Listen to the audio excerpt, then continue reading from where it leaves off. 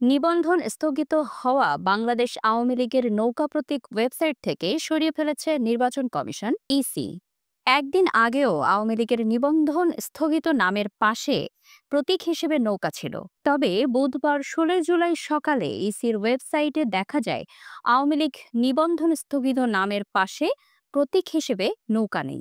এই বিষয়ে জানতে চাইলে ইসি সচিবালয়ের সিস্টেম ম্যানেজার মোহাম্মদ রফিকুল হক বলেন, ঊর্ধ্বতন কর্তৃপক্ষের নির্দেশে নৌকা প্রতীকটি সরিয়ে ফেলা হয়েছে। এর আগে মঙ্গলবার রাতে এক ফেসবুক পোস্টে স্থানীয় সরকার উপদেষ্টা আসিফ মাহমুদ সজীব ভুঁইয়া ইসির সমালোচনা করে প্রশ্ন রাখেন, অভিশপ্ত নৌকা মার্কাটিকে আপনারা কোন বিবেচনায় আবার শিডিউলভুক্ত করতে আইন মন্ত্রণালয়ে পাঠালেন? এরও আগে নৌকা প্রতীকের তফসিলভুক্ত করার বিষয়ে নির্বাচন কমিশনার আব্দুর রহমানেল মাসুদ বলেন, প্রতীক কখনো নিষিদ্ধ হয় না।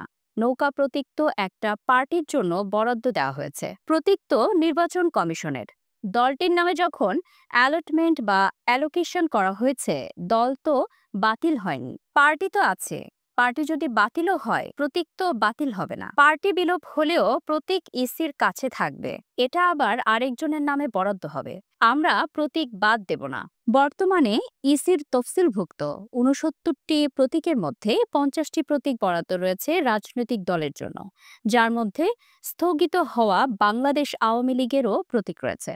অবশিষ্ট ১৯টি প্রতীক রয়েছে স্বতন্ত্র প্রার্থীদের। তবে নতুন তালিকায় আইন মন্ত্রণালয় থেকে চূড়ান্ত হয়ে আসলে জামায়াতের প্রতীক দাঁড়িপাল্লা সহ প্রতীকের সংখ্যা দাঁড়াবে ১১৫টি।